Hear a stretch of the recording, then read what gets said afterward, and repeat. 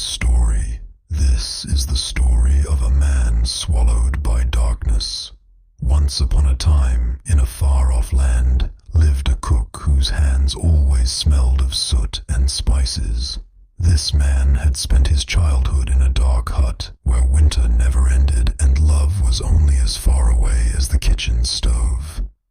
When my son cried as a child, instead of comforting him, his father would give him a rusty spoon and say, "Add your own tears to your soup so you can learn the taste of life." When the cook grew up, he entered one of the world's greatest kitchens. There, he fed everyone and offered them fake smiles. But his soul remained hung up in that cold cabin from his childhood. The sadism within him was simmering like a slowly cooking meal. One day, he was dismissed with a single word from the helm of those grand bakeries where he had labored for years. At that moment, the fire within him went out. A freezing turquoise darkness took its place.